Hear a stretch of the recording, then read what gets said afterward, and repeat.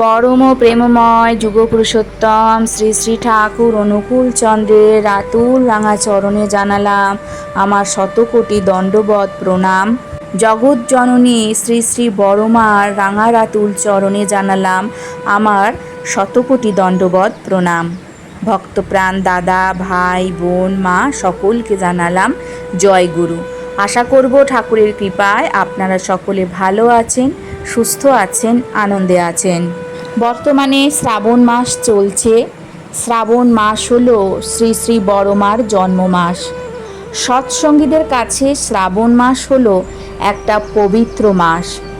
এই সময় সমস্ত মন্দিরে, অনেকেরই বাড়িতে মাতৃ সম্মেলন চলছে। সবাই আমরা মাতৃ সম্মেলন নিয়ে মেতে আছি। এরপরেই আসছে ভাদ্র মাস। এই ভাদ্র মাস হলো পরম দয়াল শ্রী শ্রী ঠাকুরের জন্ম মাস। এই মাসে বিভিন্ন জায়গায় মন্দিরে, কারোর বাড়িতে সৎসঙ্গ নিয়ে মেতে থাকব। আজকে ইষ্ট প্রসঙ্গে আলোচনা করব শ্রী শ্রী বড়মায়ের কিছু অজানা কথা। রক্ষী গ্রন্থের ৩য় খণ্ড থেকে শ্রী শ্রী বড়মার নিজের কিছু কথা পড়ে শোনাব। স্মৃতি রোমন্থন করে শ্রী শ্রী বড়মা বলতে লাগলেন তার ছোটবেলাকার নানা গল্প, তার জীবনের কথা। তারই কাছে শুনবার আগ্রহে আরও একটু এগিয়ে বসলাম। শ্রী শ্রী বড়মা শুরু করলেন, আমি কিছু জানতাম না। শ্বশুর বাড়িতে এসে আমাকে সব শিখে নিতে হয়েছিল। গুঁতো খেতে খেতে শিখেছিলাম। আর না তো কইতাম না। কোনো কাজের কথা বলে যদি কেউ জিজ্ঞাসা করত, পারবা? আমি ঘাড় নেড়ে হ্যাঁ উত্তর দিতাম। কথা বলা তো নিষেধ ছিল, অথচ সে কাজ আমার জানা নেই। প্রায় করতে গেলে জিনিস নষ্ট হতো। এই রকমভাবে শ্বশুরবাড়ির কত জিনিস যে আমি নষ্ট করেছি তার ঠিক নেই। সুজি রাঁধতে গিয়ে জিজ্ঞাসা করলো, জানো? আমি কই হ্যাঁ, নেই কোনো কাজে। তারপর রাঁধতে গিয়ে পোড়াই ফেললাম। এর জন্য বকাও খাইছি খুব। তাতে আপনার মনে কষ্ট হতো না? শ্রী শ্রী বড়মা হেসে ফেললেন, বললেন, মোটেই না।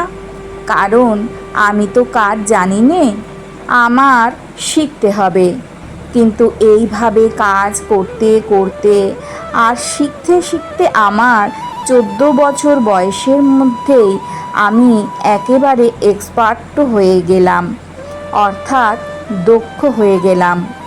বড়মা হাসছেন, সাথে সাথে আমরাও হাসছি। আবার বলে চলেছেন, একবার আমাকে বাড়িতে ঘি ভাত রাঁধতে বলল।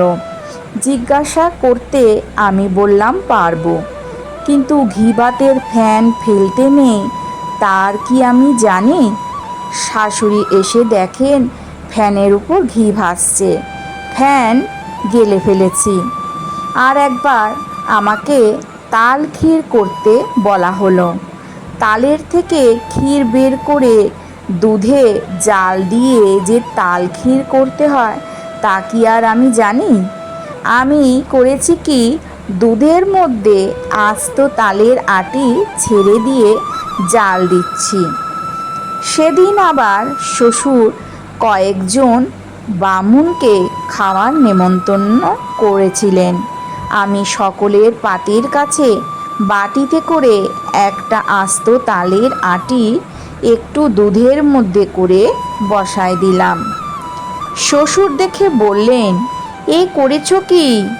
তারপর বলে দিলেন কেমন তাল ক্ষীর করতে হয়। তখন শিখলাম তাল ক্ষীর করা। মুগ্ধ হয়ে শুনছি শ্রী শ্রী বড়মায়ের জীবনের বিচিত্র কাহিনী। এই সময় পূজনীয়া ছোট মা ঘরে এলেন। শ্রী শ্রী বড়মার দিকে তাকিয়ে জিজ্ঞাসা করলেন, কি হচ্ছে? শ্রী শ্রী বড়মার জীবনী হচ্ছে, জীবনী বলে খুব হাসতে লাগলেন। ছোট মাও হাসলেন। তারপর আবার পূর্বসূত্র ধরে শ্রী শ্রী বড়মা বলতে লাগলেন, সংসারের কাজ করতে হতো, কিন্তু ভয় করলে চলবে না। ঘরের পিছনে বাঘ ডাকছে, আর আমি ঘরের মধ্যে বসে বসে রাঁধছি।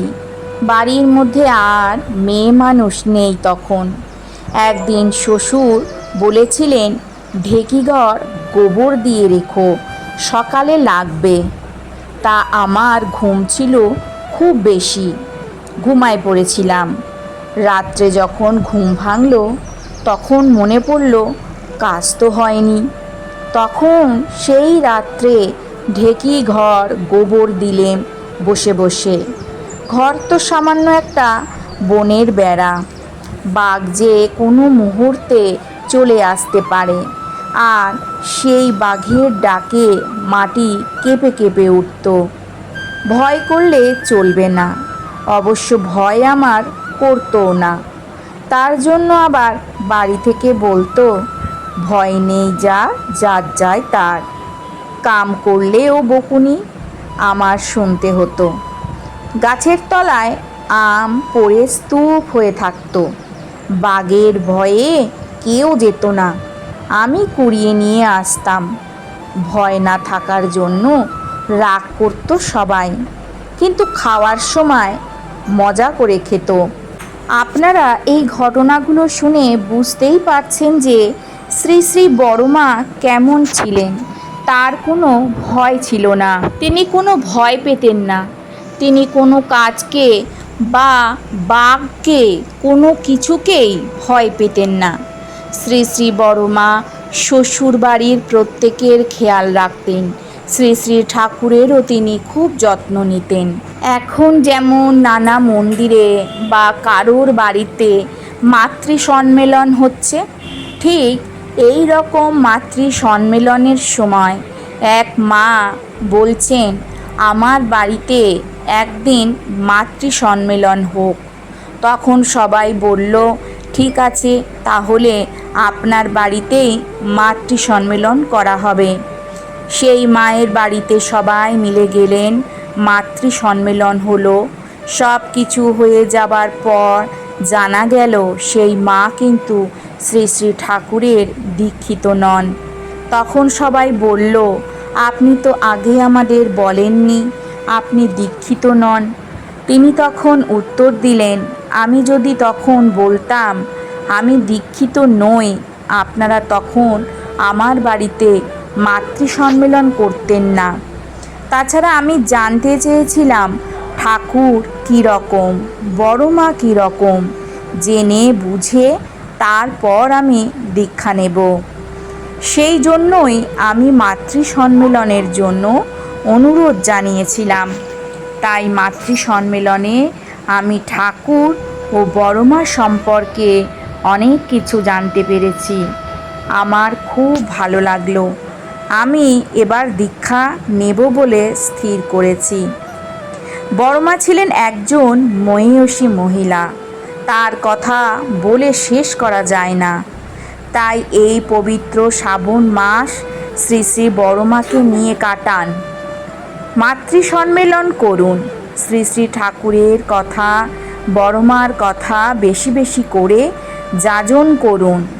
অনেক মানুষকে শ্রী শ্রী ঠাকুরের চরণে নিয়ে আসার চেষ্টা করুন।